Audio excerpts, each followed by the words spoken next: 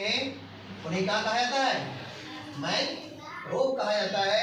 हिंदी में उसको कहते हैं कच्छ वनस्पति। मैंग्रोव को हिंदी में क्या कहते हैं? कच्छ वनस्पति।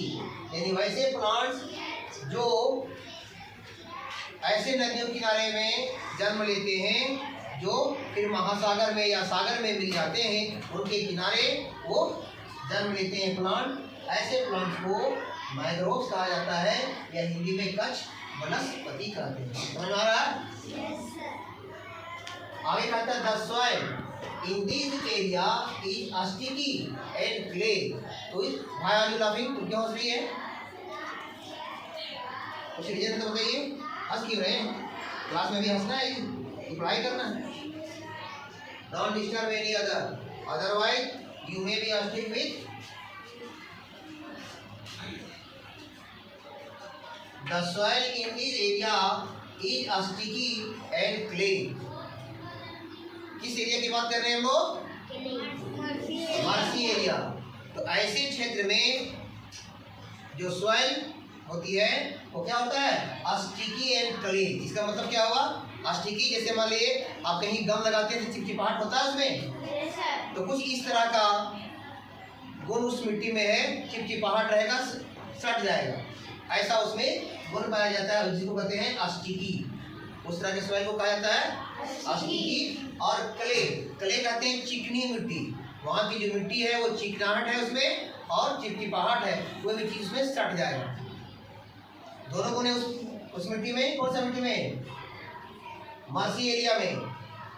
कौन से एरिया की बात कर रहे हैं? Marshy area. Sticky and clay. The soil is covered with water, so the roots here do not get air।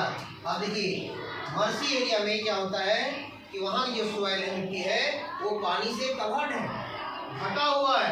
इसलिए क्या होता है, वहाँ जो प्लांट जन्म लेते हैं तो उनका रूट भी पानी से भरा हुआ है, तो एयर कैसे लेगा वो? सॉइल तो पूरा भरा हुआ पानी जड़ के पास। तो ऐसे लिखा होता है so the roots here do not get air. इसलिए वहाँ जो रूट हैं वो पर्याप्त मात्रा में एयर नहीं ले पाते हैं, क्योंकि पानी भरा हुआ है, जड़ तक पूरा पानी भरा हुआ है। तो क्या करते हैं वो?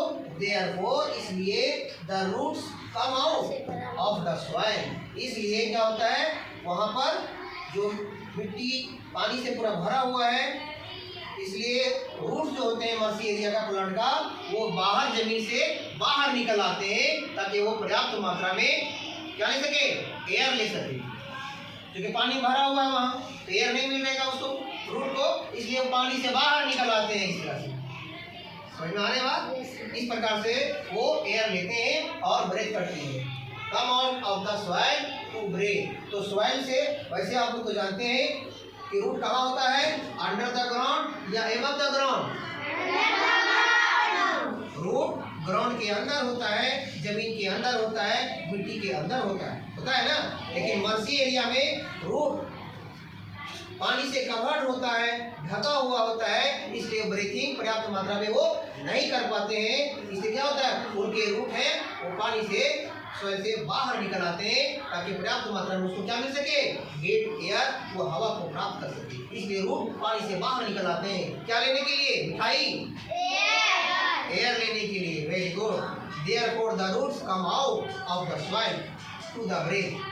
सच roots are called breathing roots. तो इस प्रकार के जो रूट हैं जो पानी से बाहर निकल आते हैं ब्रेथिंग के लिए, श्वसन क्रिया के लिए, इस तरह के जो रूट हैं उन्हें ही कहा जाता है, क्या कहा जाता है? Breathing root. यानी वो सांस लेने के लिए पानी से बाहर निकल आया है। तो इस प्रकार से मर्सी एरिया में जो प्लांट ग्रो होते हैं उनकी ये सही क्वालिटी उनके होते हैं, तब वहाँ वो सर्वाइव कर पाता है। अंडरस्टैंड? अब आप आगे आप लोग जानेंगे